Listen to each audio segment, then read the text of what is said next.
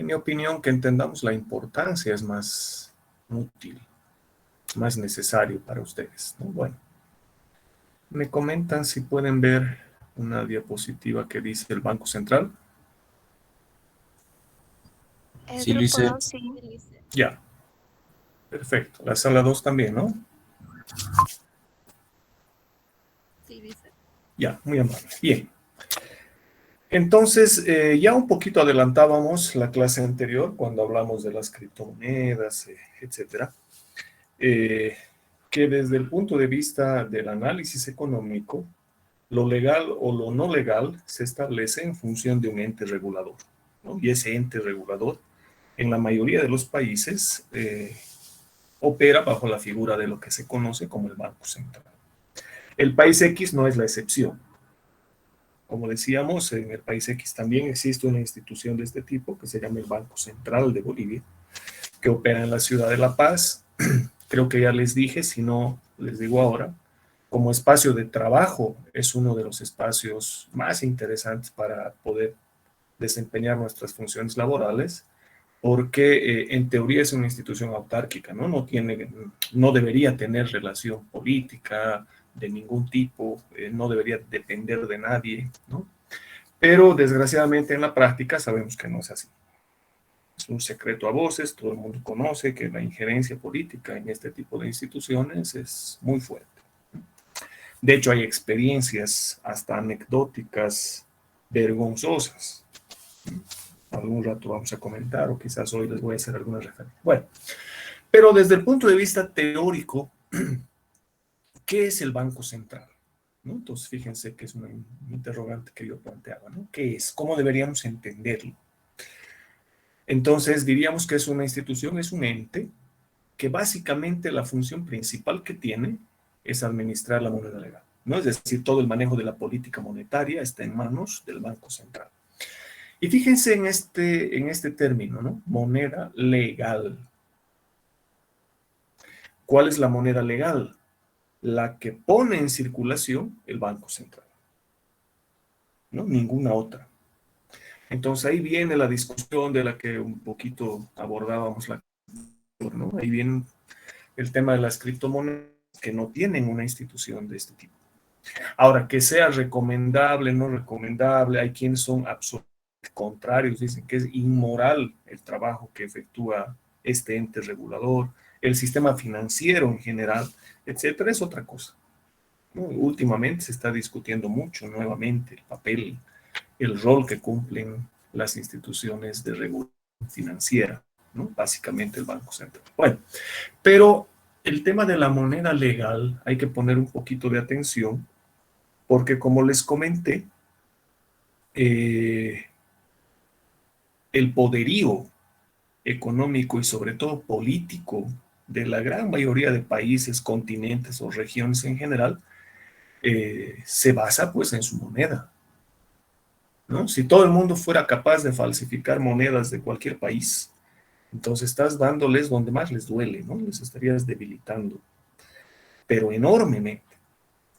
Yo siempre les digo, es más fácil que si ustedes son hackers o candidatos a hackers y se les ocurre buscar información en el mundo, les va a ser más sencillo conseguir información de códigos para activar bombas nucleares en algún país.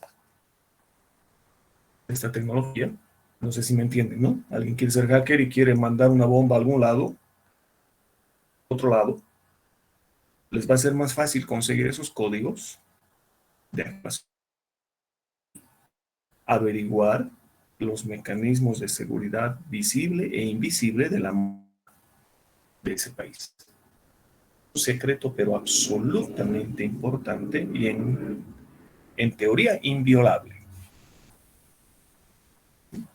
Ya les había comentado, ¿no? Cuando ustedes ven un billete, en realidad lo que están viendo es tecnología de muy alto nivel, probablemente la más alta de todas las tecnologías que conocemos hasta hoy. Falsificar un billete, qué sé yo, un dólar americano, norteamericano o estadounidense, un euro, es tarea prácticamente imposible, porque lo que conocemos son las medidas visibles, lo que no sabemos, ¿no? Hay quienes especulan, no sabemos si es verdad, nunca lo vamos en el corto plazo, ¿no? Por lo que les acabo de decir, lo mejor guardado de las economías del mundo. Ahí no solamente está metido el Pentágono, está metido el FBI, la CIA, todos, ¿no? Dicen, se especula, que incluso ahora en los billetes de los nuevos cortes de $100, por ejemplo, existen, como en las películas de ficción, chips de detección. Hay un nanochips, ¿no? Microchips, chips tan pequeños, pero que están dentro del billete, que eso es prácticamente imposible de detectar y mucho menos de falsificar. Entonces, bueno, ese tipo de medidas invisibles es un sueño intentar averiguarlos. De hecho, no lo intenten, ni se les ocurra. Ustedes saben, ya no son niños, ustedes están conscientes que todo lo que hacen en Internet se registra. Tienen un historial, todo lo que buscan. Pues ni se les ocurra, ¿no? ¿Cómo falsificar billetes? Ni se les ocurra. Mínimo les van a negar el ingreso a Estados Unidos el resto de su vida. Entonces, no se les ocurre. Bueno, entonces moneda legal. También hacemos referencia a lo legal cuando hablamos de que debería estar al margen de las actividades ilícitas, ¿no? Todo lo relacionado al narcotráfico, contrabando, tráfico de personas, de órganos o lo que fuese, el Banco Central no tendría que estar ligado a ello, ¿no? Pero desgraciadamente, como les digo, esto del lavado de dinero es pues muy fácil cuando las instituciones son débiles, ¿no? Y mucho más si es que a nivel mundial tenemos experiencias, tenemos vergonzosas experiencias como el tema de los paraísos fiscales, en el que la gente puede especular como se le plazca con dinero legal. Como les comentaba la anterior, ¿dónde creen que tienen los narcotraficantes, los corruptos, los políticos su dinero? Obviamente no lo van a guardar en el banco mercantil, ¿no? Lo tienen en los paraísos fiscales, con la complicidad del mundo. Bueno, pero en teoría, entonces, es una institución que emite y administra moneda legal. ¿Sí? Entonces, en resumen, diríamos que todo el sistema financiero, es decir, todo el manejo de dinero está en sus manos, todo el sistema crediticio, ¿no? Es decir, quién regula cuál es la tasa de interés para créditos de consumo, para créditos de vivienda, no sé qué. En teoría es el Banco Central, y digo en teoría, porque sabemos, como acabo de mencionar, que la injerencia política está metida por todo lado. Y también el sistema cambiario. Es decir, nuestra moneda con relación, o la moneda del país X con relación al dólar, ¿no? ¿Qué tipo de cambio? Tipo de cambio fijo, flexible, bajo qué características, no sé qué, lo maneja el Banco Central. ¿Sí? Entonces, desde el punto de vista teórico, su papel es de capital importancia. Por supuesto que podríamos ahondar bastante en el tema contable, ¿no? Entonces, imagínense, no sé si alguno de ustedes ya ha tenido la posibilidad de experimentar alguna fuente laboral en una institución financiera, van a dar cuenta que el tema contable es muy, muy engorroso, ¿no? De hecho, cada año, por ley, a finales de año, todas las instituciones financieras están obligadas a sus estados de resultados, medios de comunicación, alguna vez han debido ver, ¿no? Cooperativa de ahorro, no sé qué, y publican más o menos en diciembre, entre noviembre y diciembre, todas las instituciones financieras publican sus estados de resultados. Entonces, imagínense, ¿no? En qué sé yo, en el Banco Unión, la gente por día hace transacciones, unos que van, que pagan impuestos, otros que quieren crear cuentas, otros que cambian, cierran cuentas, que mueven dinero. Imagínense llevar el estado de resultados de una institución como el Banco Unión. Es una locura. Por día, no tengo idea, ¿no? Alguna vez le pregunté a un tesista mío, ¿cuántas transacciones por día hacían? Y me decía, depende de la sucursal, dicen, pero más o menos en promedio, en cada institución financiera, estamos hablando de 2.000 transacciones por día, ¿no? Entonces, pónganle un mes, un año, es una locura, ¿no? Eso para una institución financiera. Imagínense el Banco Central, que tiene que regular a todo el sistema financiero, legal, terrible, ¿no? Entonces, desde el punto de vista contable, a quienes les gusta la contabilidad, ¿no? Entre paréntesis, no le digan a nadie, pero a mí personalmente no me gusta para nada, ¿no? Pero eso no significa que no lo tengo que conocer. Y podríamos hablar un poco, meternos con el debe, el haber del Banco Central. Si tuviéramos clases presenciales, quizás lo haríamos un poquito, por lo menos para que tengan idea. Pero en este tipo de clases virtuales y no sé qué, es prácticamente perder el tiempo. Pero a quienes les gusta ese ámbito, el Banco Central, como les dije al principio, es una excelente idea para que ustedes busquen trabajo. Además que tiene un prestigio y los sueldos son muy buenos, ¿no? Si quieren que les chismee un poco. Por ejemplo, si ustedes tienen la idea de que un docente es millonario, están totalmente perdidos. En el Banco Central pagarían el doble o el triple de lo que yo hago aquí, ¿no? Entonces es una muy buena opción de trabajo el Banco Central. Bueno, entonces yo me enfocaría más en algunas de sus funciones, como les digo, ¿no? El tema contable lo vamos a dejar ahí para que ustedes curiosen un poco por su cuenta, o quizás les voy a dejar alguna lectura. Pero a mí me interesan más las funciones. Entonces, fíjense, las principales funciones que cumple el Banco Central es que es un banco del Estado. En otras palabras, el Estado normalmente se presta plata del Banco Central. Alguna vez, cuando el Banco Central está en crisis o tiene algunas restricciones de tipo legal, que a veces ocurre en situaciones especiales, el Estado, cuando necesita plata, debe recurrir a la banca privada. Pero normalmente se presta plata del Estado.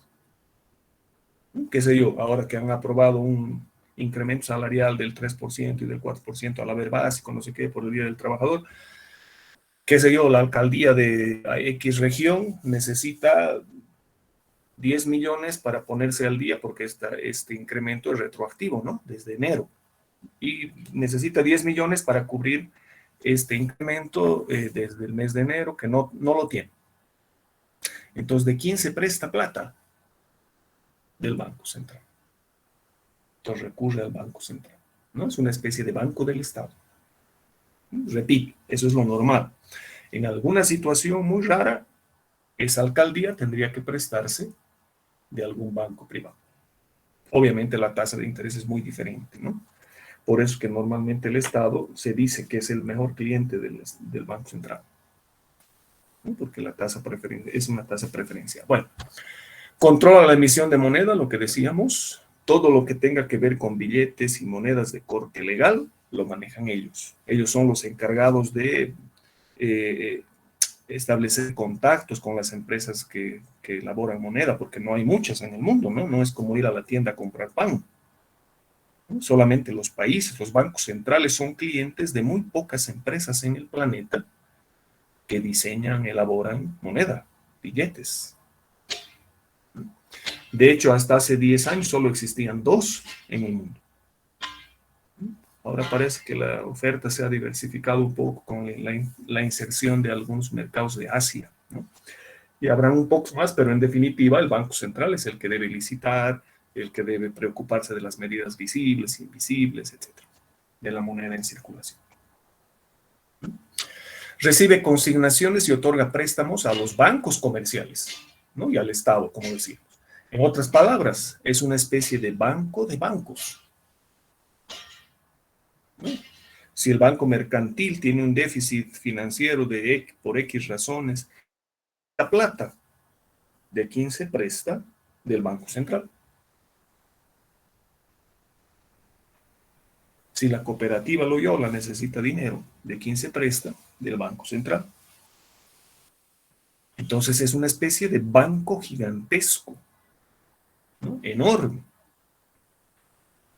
Y esa tarea, como les decía, es titánica, ¿no? Por eso es que como fuente de trabajo es muy interesante a quienes les gusta especialmente el área contable. Por supuesto que no solamente maneja la contabilidad en seco, ¿no? Hay otras áreas, como les digo, el tema de la política cambiaria y no sé qué, ¿no? El tema de exportaciones, importaciones, de alguna manera está relacionado con la política cambiaria, ¿no? Nuestra tasa de cambio tiene mucho que ver en el tema de las exportaciones, importaciones, entonces, muy interesante. Pero quizás una de las tareas más importantes que cumple en el sistema financiero es que es el banco de bancos. ¿Sí? En definitiva, maneja la política monetaria, como decíamos, ¿no? O sea, su principal objetivo cuando hablamos de política monetaria, es decir, el dinero, es mantener niveles estables de inflación. Busca que no exista inflación muy grande, exagerada. Fíjense algo que les voy a decir, que es curioso. Si tuviéramos más tiempo, probablemente ahondaríamos un poco aquí, pero fíjense, alguien podría pensar, y todos lo hemos hecho en algún momento, que cuando hablamos de inflación es totalmente despreciable, es decir, no quisiéramos inflación. Todos deseamos inflación cero, que los precios no suban, nunca. Resulta que desde el punto de vista teórico esto no es así. Prácticamente todas las teorías coinciden en que la inflación en una economía,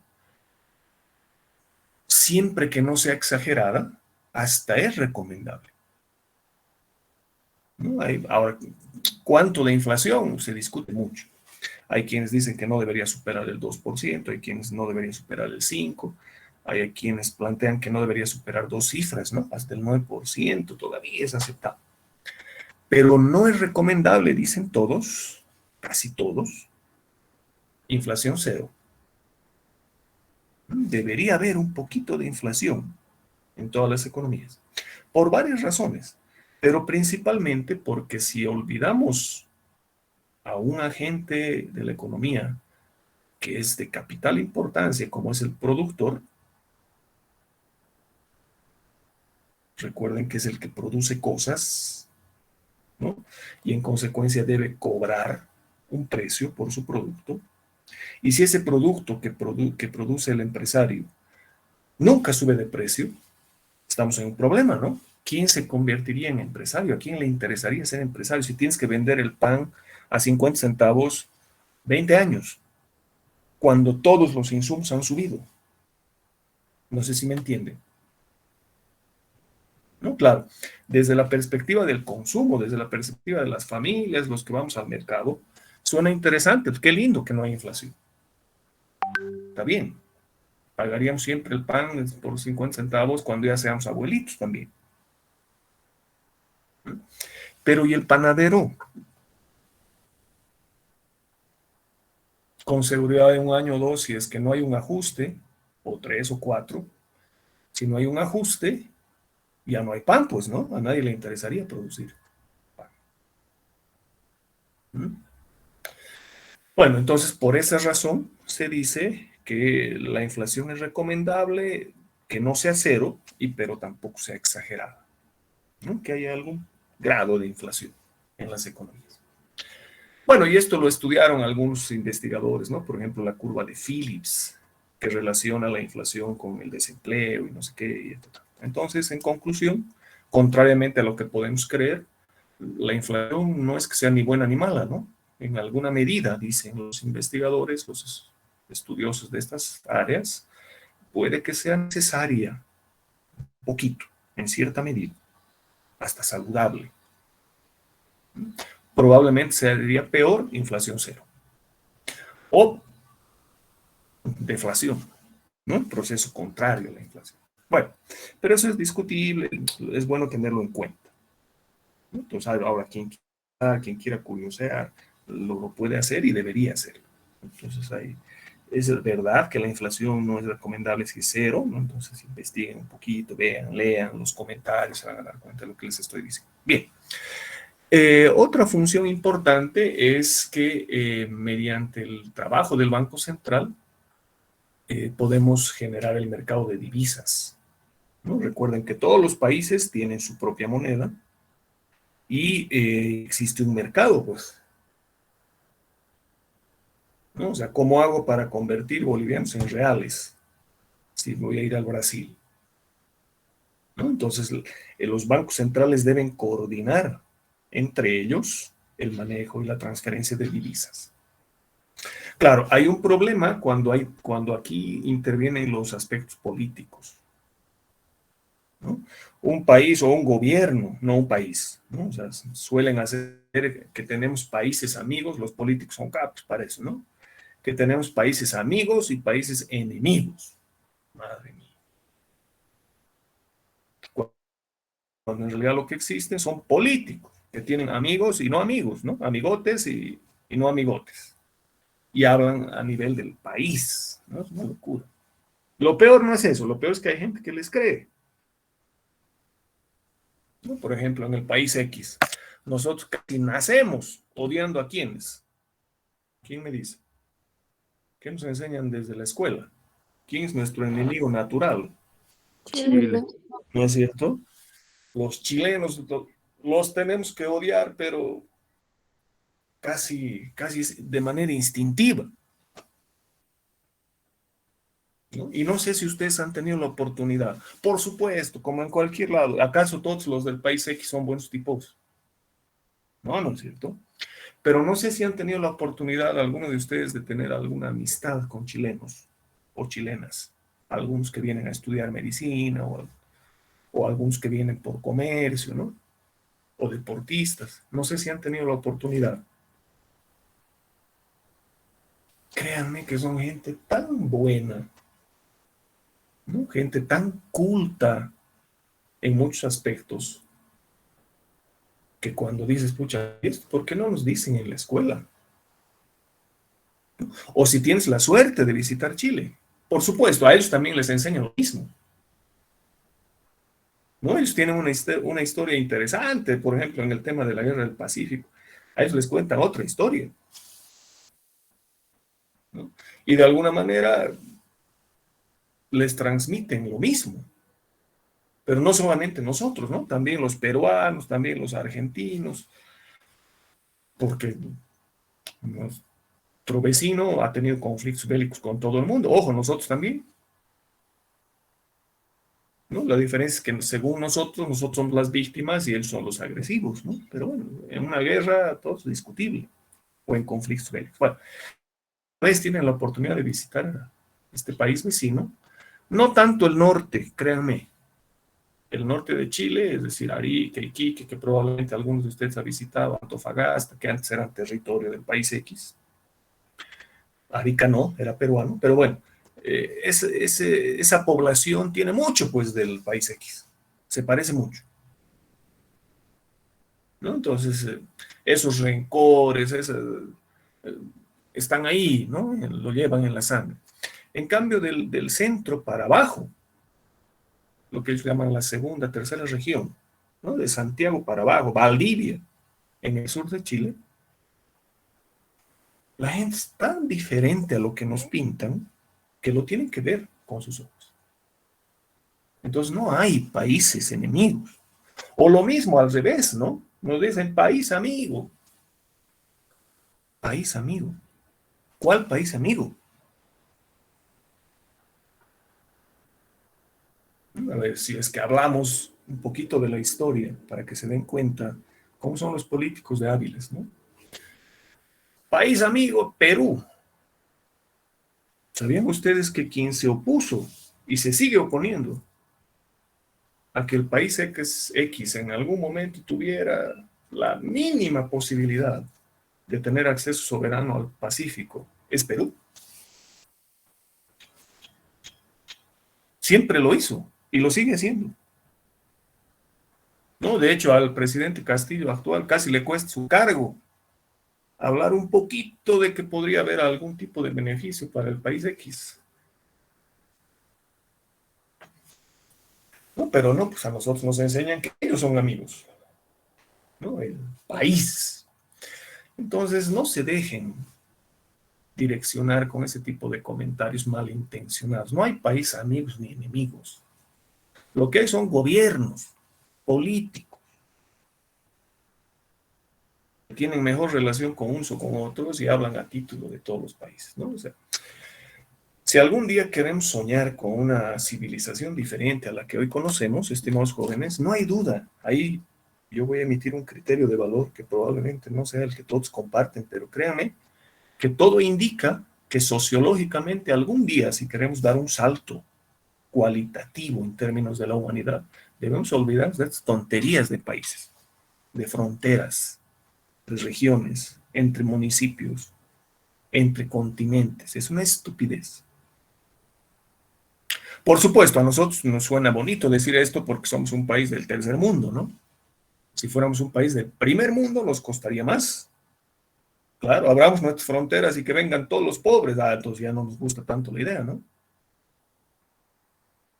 Pero créanme, esa es la única salida si algún día pretendemos dar un salto cualitativo en términos de la civilización humana. Tendríamos que olvidarnos de estas tonterías.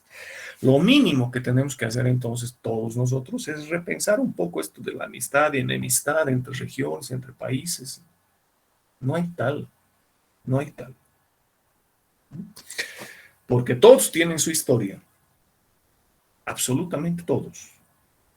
¿Sabían ustedes que hace más o menos 200 años la región más rica, el país más rico, no eran ni Brasil, ni Argentina, ni Uruguay? ¿Saben cuál era? No tienen ni idea. Les apuesto que ninguno sabe. Y de hecho se juntaron los tres para destruirlo. Y lo hicieron. Exactamente. Paraguay era el país más próspero de Sudamérica. Y se juntaron los argentinos y uruguayos para destrozarlo. Y le declararon la guerra. Y Paraguay se defendió solito. Y lo destrozaron. Y eso se repite en todo el planeta, ¿no? Intereses políticos, de grupos de poder. Obviamente la guerra del Pacífico no fue entre bolivianos y chilenos, fue entre empresas mineras, inglesas y de otro lado, ¿no?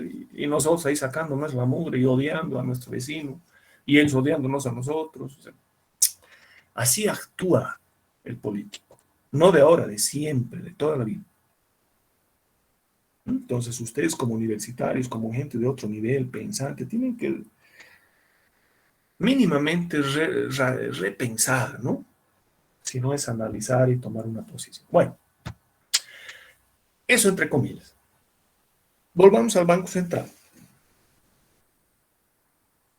Entre otras funciones que vienen ligadas a las que les decía, también, por ejemplo, facilita los agentes económicos dispongan de billetes y monedas en la cantidad que se requiere, porque fíjense que eso se dice fácil, pero es tremendamente complicado. Tú administras el Banco Central, dime cuánta plata pones en circulación. Si pones mucha, no sé, si es que se necesitan 100 bolivianos y tú pones 150, ¿qué vas a generar? Inflación, al tiro. Si pones muy poca, si pones solamente 50 pesos y se necesitaban 100, vas a generar crisis. Entonces, absolutamente todos los días, el Banco Central debe estar midiendo esta variable, la oferta, ¿no? Entonces debe circular y estamos hablando de que aquí están metidas actividades ilegales que merman la cantidad de dinero, ¿no? Como les digo, un mal político, un político corrupto o un narcotraficante que se ha apropiado de 1 millón de bolivianos de manera ilegal, no lo va a depositar en ninguna institución financiera de este país, se lo va a llevar a otro lado. Entonces has quitado 1 millón de bolivianos que circulaban legalmente en el país. Entonces hay que reponerlo. ¿Cómo haces ese cálculo? Muy difícil. Calidad, lo propio. Gracias a Dios, en el país X tenemos monedas que son respetables, ¿no? Son relativamente de buena calidad. Digo relativamente. Por supuesto que existen mejores. Pero nuestros billetes comparados con los de otras regiones son respetables, ¿no? La calidad es relativamente buena. Sí, tenemos algunas críticas, sobre todo fuera del país, con el tema de las monedas, por ejemplo, ¿no? Son de muy mala calidad. Pero, por suerte, aunque así está pensado, las monedas no son tan fáciles y tan baratas de falsificar. Es decir, falsificar una moneda de 5 bolivianos probablemente te cuesta 15 bolivianos o más. ¿no? Entonces, por eso que no se hace muy frecuentemente. Pero no es tan difícil tampoco, ¿no? Alguna vez han debido ver estas moneditas falsas de 5 pesos, ¿no? Que no son tan difíciles. Pero bueno, calidad. Y además en las denominaciones necesarias, es decir, hasta dónde debemos fraccionar la moneda y cuál debería ser la moneda de corte más grande. Entonces eso hay que estudiarlo bien. Recuerdan que les dije hace un par de, no, un poquito más, unos 3, 4 años atrás, se puso incluso en circulación por unos meses billetes de 500 bolivianos en el país X. Y después se quitaron del mercado, ¿no? Porque empezó a generar una expectativa de falsificación muy grande. Claro, si puedes lavar, eso es lo que normalmente hacen los falsificadores en el país X, ¿no? Si puedes lavar un billete de 10 bolivianos e imprimir en ese billete uno de 500, imagínense lo rentable que fuera, ¿no? Por eso es que en muchos países, casi en todos, por ejemplo en Europa, en los euros, se van a dar cuenta que los billetes tienen diferente tamaño. ¿Han visto euros alguna vez? Si no, curiosen un poco. Se van a dar cuenta que un billete de 5 euros, por ejemplo, es más chiquito que uno de 10. Uno de 20 es más grande que uno de 10 y así. De forma que si intentas lavar el billete, bueno, el billete está ahí, pero no vas a poder imprimir un billete de corte más grande. No sé si me entiende, ¿no? En el país X no hay tal cosa, es decir, el billete de 10 con el billete de 100 tienen el mismo tamaño. Entonces, si eres capaz de, y eso es lo que normalmente hacen, ¿no? Ese es el mayor, o sea, los falsificadores que tienen más éxitos son los que lavan dinero, ¿no? Los que borran la impresión en este billete, que como les dije no es papel, está más cerca de tela, borran todo lo que está impreso ahí e imprimen uno de corte más grande. Si tienes diferentes tamaños, entonces la tarea ya no te es útil, pues, ¿no? Ya no puedes. Todo el mundo sabe que un billete de 100 euros no tiene el mismo tamaño que uno de 10, entonces aunque lo imprimas en uno de 10, todo el mundo te va a decir que es falso, desde luego. ¿Se entiende, verdad? Entonces, podemos hacerlo mejor, quiero decir. Pero si nos comparamos con otras regiones, por lo menos en el país X, este tema de la calidad relativamente aceptable.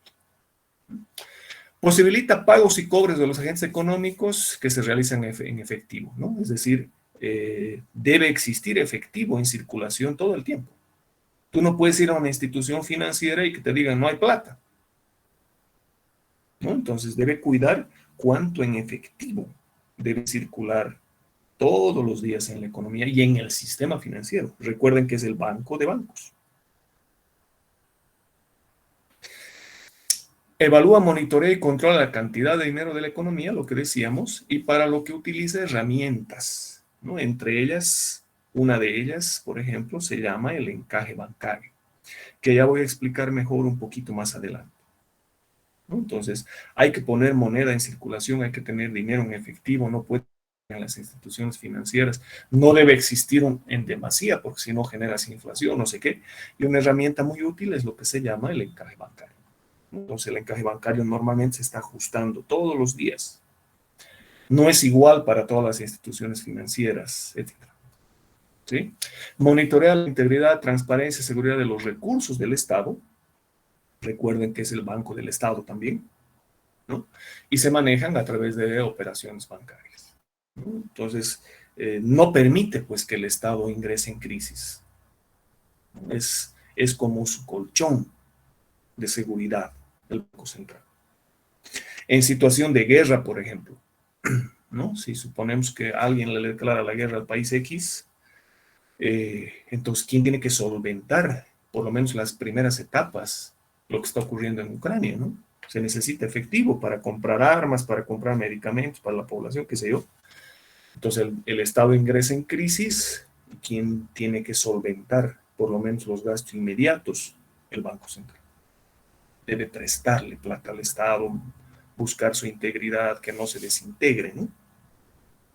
Bueno, ofrece a los agentes económicos, sean personas, empresas o entes públicos, información para la toma de decisiones financieras y económicas. Y este punto es tremendamente discutible. Es verdad que podemos obtener la información. Por ejemplo, alguien me hablaba de la bolsa de valores. La anterior clase, no sé si era en este grupo, ¿no? Pero alguien me hablaba de la bolsa de valores. Entonces, en teoría, el Banco Central o todas las instituciones de regulación financiera están en la obligación de brindar toda la información que quien sea requiera. Y por práctica sabemos que no es así, pues, ¿no? Los corredores de bolsa, como en cualquier profesión, hay algunos privilegiados y otros que no. Y aquí sí podemos afirmar que la información vale plata, ¿no? Vale oro. Porque si tú sabes, si tú tienes información financiera, puedes tomar las decisiones más adecuadas en busca de generar riqueza financiera, ¿no? Plata, dinero.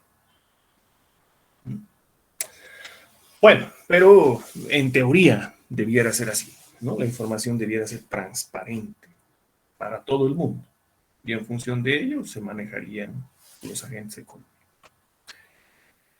Esto es, en síntesis, a grandes rasgos, dejando de lado todo el tema contable, que como les digo, es interesante, es útil, pero para mí es más importante entender cuál es el papel que juega el Banco Central.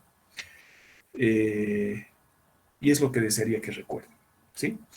Pero quiero hacer un paréntesis.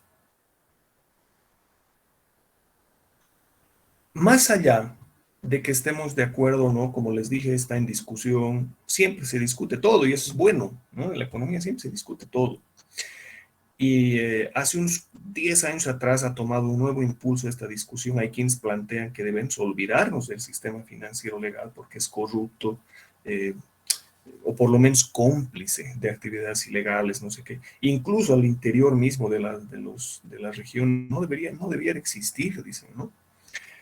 Bueno, al margen de que estemos de acuerdo o no, por lo menos ahora lo que debemos hacer es tener ciertos cuidados con el manejo del dinero. Estoy hablando a nivel familiar, a nivel de la casa, de los hermanos, de las herencias, qué sé yo. ¿A qué me refiero con esto? Es muy frecuente en realidades del tercer mundo, incluido el país X, o principalmente el país X, diríamos, es muy frecuente el tema de las estafas financieras. Hoy en el almuerzo, en unas horas cuando estén en la casa, o con los papás, quienes tengan la suerte de tener a los papás, pregúntenles y díganles, papi, ¿te acuerdas de Finza? Recuerden el nombre, Finza. ¿Te acuerdas de Multiactiva? Multiactiva. ¿O recuerdas Orcobol? Si alguien sabe de fútbol, hubo un equipo en la liga profesional de fútbol que se llamaba Orcobol. Bueno, mencionan esos tres nombres. Aseguro que más del 90% de sus papás les va a decir sí. Y desgraciadamente hemos sido estafados por alguna de estas tres, por ejemplo, entre otras. Menciono estas tres porque fueron las que más sonaron. No estoy hablando de más o menos 20 años atrás. Pero no son las únicas, por supuesto. No hace mucho tuvimos una experiencia, ¿no? La de Roger Bolivia. Hace 4 o 5 años atrás. No hace mucho tuvimos otra con el tema de los depósitos relacionados de alguna manera a las criptomonedas, ¿no? Con aplicaciones de celular, etcétera. Bueno, fíjense, escúchenme bien. Ustedes tienen que ser los guías. Más importante que todo lo que les he dicho hasta ahorita en la de Banksy, es lo que les voy a decir ahora. Ya les había adelantado la anterior clase. Si ustedes quieren ingresar a esto de las criptomonedas, es de decisión suya. Mi obligación es transmitirles los riesgos, ¿no? Y como les dije, en el tema de las criptomonedas es un monopolio gigantesco que dicen que funciona muy bien, que hay gente que ha hecho mucha plata, decisión de ustedes. Lo que no hay es un ente regulador, ¿no? Pero incluso dentro del sistema financiero surgen situaciones como la que les acabo de mencionar y ustedes tienen que ser los guías en su casa. Escúchenme bien. Si alguien aparece, cuando digo alguien, puede ser una institución financiera, una persona financiera entre comillas, ¿no? Una persona multiactiva, lo que les he mencionado, Orcobol y Finsa, eran instituciones en teoría financieras, como cualquier banco. Aparece alguien que te dice, compadre, la vecina, te dice, hay un lugar que se llama Finsa, que funciona aquí en pleno centro de la ciudad, bajo el Cóndor. No, no están ocultos, no están detrás las alcantarillas, están ahí metidos en plena ciudad, en la que tú llevas tus ahorritos y te pagan el 7%, no al año. ¿Recuerdan cuánto paga una institución legalmente establecida en el banco y regulada por el Banco Central en el país X? Recuerden que ya lo habíamos hablado un poco, ¿no? Cuando hablábamos de inversión. Si tú llevas tus ahorritos a alguna institución financiera, más o menos te pagan el 3-4% al año. Con suerte, ¿no? Cuando es un depósito a plazo fijo, por ejemplo. 4, quizás 4,5%, con suerte, al año. Y resulta que la vecina te dice, hay un lugar que se llama Finsa donde están pagando el 7%, no al año, al mes. 7% al mes. Lo que significa que más o menos te están pagando el 80% al año.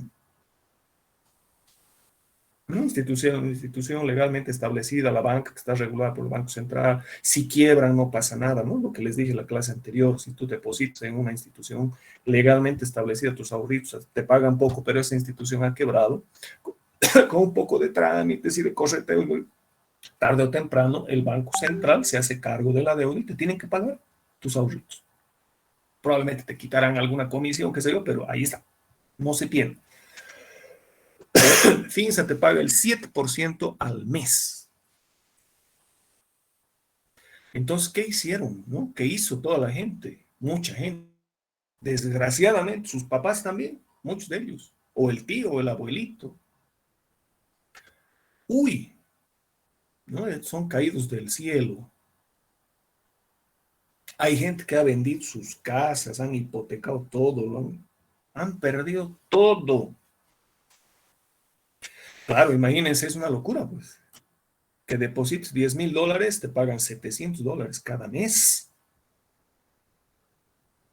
Cuando una institución legalmente establecida te va a pagar el 3% al año, lo tendrías que dividir entre 12, ¿no?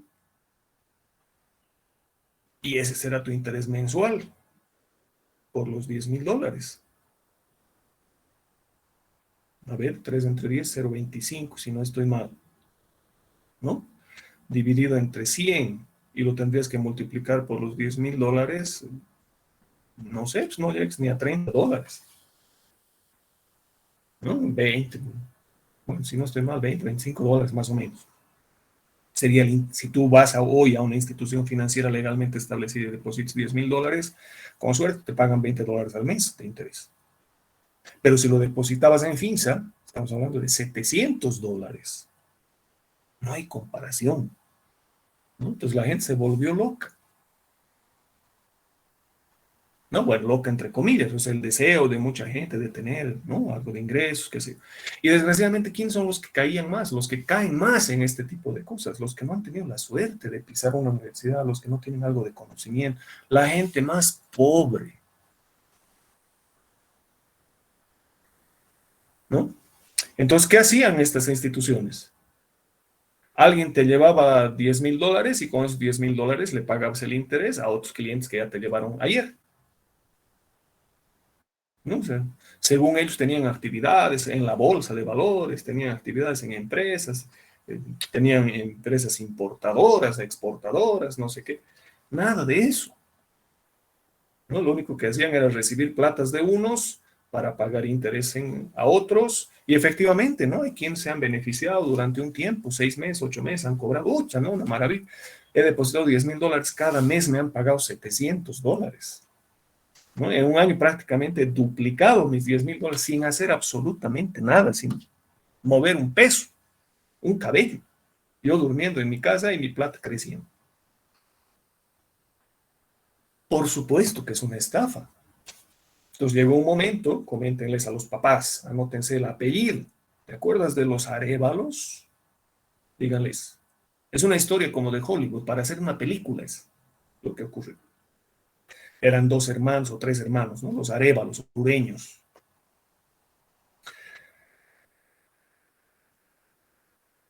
Y según cuenta la historia trágica de este suceso, uno de ellos falleció, hay otro que dicen que escapó a Estados Unidos y que ese nunca falleció, que está vivo y que entró a la cárcel. Todo un show, ¿no? Miles de personas en las plazas de esa época, ¿no? Haciendo marchas, buscando. Claro, y fíjate lo que los responsables de esta estafa decían, ¿no? Nosotros, déjenos trabajar. Nosotros vamos a seguir pagándole a la gente. Nosotros queremos pagar a esa gente pobre, ¿no? Entonces, claro, esa gente pobre, esa pobre gente que no tiene mucho conocimiento, creían que la historia era real, pues, que no les dejaban trabajar, cuando no había ningún trabajo, ¿no? Era simplemente recibir dinero de unos para pagarles a otros su interés hasta que dure esto y listo, ¿no? Pero por supuesto que era inviable, pues, o sea, financieramente no hay forma de que esto funcione. Y la gente manifestándose por todo lado, atacando a la policía, ¿no? Tratando en teoría, de que los dejen trabajar, una locura. Y finalmente uno de ellos, en teoría, falleció, el otro, hasta el día de hoy, hay rumores de que dicen que vive, que está en Estados Unidos con la plata que se ha robado. Bueno, más o menos se habla de $60 millones de estafa. Una locura. De la gente más pobre, de esa gente que le ha costado toda su vida reunir $5,000 o 10,000. Por supuesto, el momento que quebró, que se declaró en quiebra, que todo era una estafa, todos tus ahorros a llorar al río.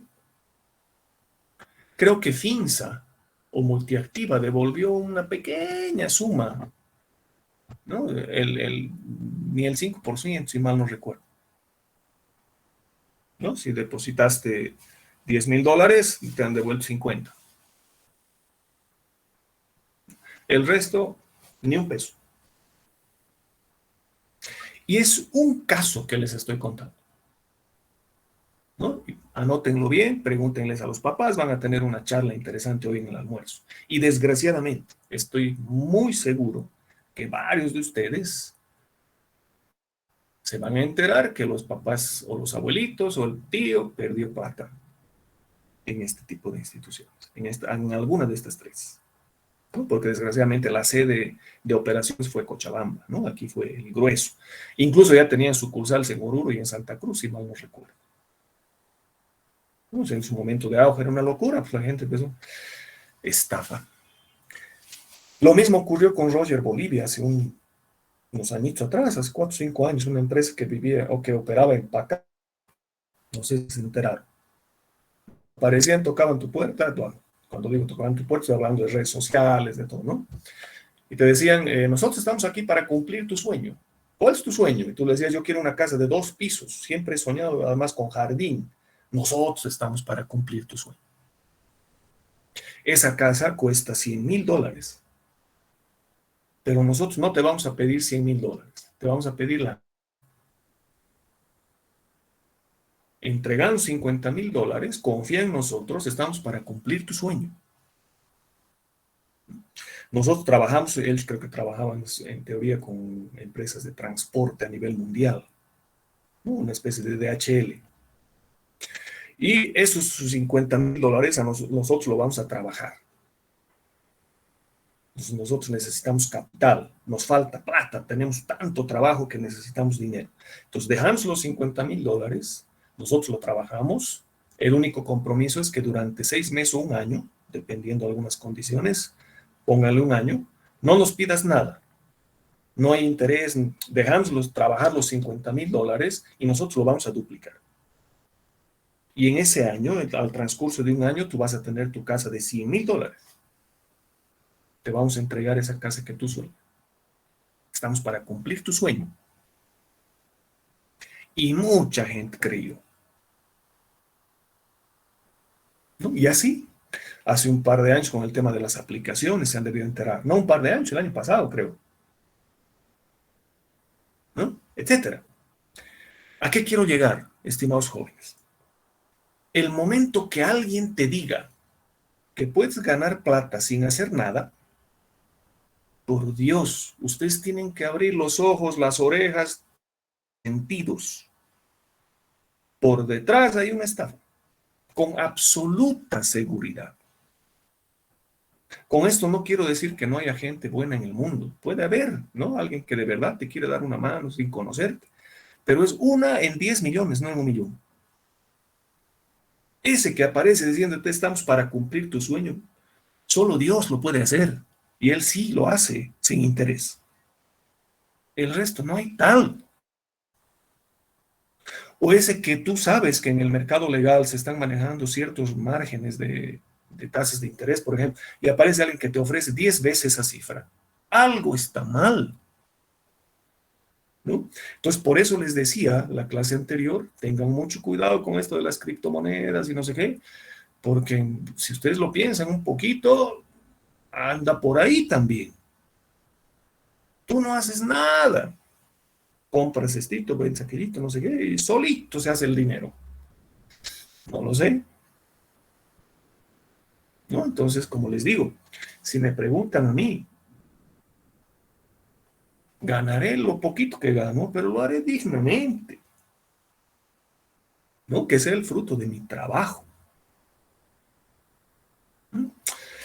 Pero bueno, eso depende de ustedes, ¿no? O sea, yo simplemente les transmito estas situaciones para que ustedes no permitan nuevas estafas. Sean las guías, los guías en sus casas, en sus ámbitos familiares, sociales. No sé, algunos de ustedes tienen vinculación política, incluso quizás no lo permitan. Orienten a la gente, ¿no? Es porque les digo, desgraciadamente, quienes más caen en este tipo de cosas es la gente más pobre. Esa gente que de verdad le ha costado ahorrar su dinerito. No es un poco los corruptos, ¿no? Que tienen millones sin hacer nada. Normalmente es la gente más pobre, porque ese político lo deposita afuera. Su plata ya está guardadita en un paraíso fiscal, ¿no? Los que caen en este tipo de cosas son la gente más pobre. Entonces ustedes sean guías para esta gente. Algo está mal cuando alguien te dice que te va a ayudar y no te conoce, que vas a obtener 10%, 100% más que lo que legalmente obtendrías en otras actividades. Empiecen a sospechar que algo está mal. ¿De acuerdo? Bueno, se los dejo de tarea entonces. Ojalá me hagan caso, charlen con los papás, que les cuenten cómo habían ocurrido estas situaciones tan dolorosas. Es muy triste, pero así ocurrió. Bien. Respecto a lo ocurrido el domingo, como les comenté, muy, pero muy rara vez me ha pasado que no he podido llegar a tiempo a una obligación académica, aunque como les digo, yo había previsto, porque vivimos en el país X y ya sé cómo funcionan estas cosas, a veces, ¿no? Y desgraciadamente, ante el rumor que existía de algún problema en el camino, yo salí 2 horas antes para estar en Cochabamba, más o menos a las 3 de la mañana. Y tener todo listo, bueno, tengo todo listo, pero para no tener mayores dificultades. Y desgraciadamente se dio nomás, ¿no? Entonces, no hay forma de dialogar, y ustedes alguna vez lo han debido ver también, ¿no? Entonces, no tenía forma de comunicarles, no tenía ni señal.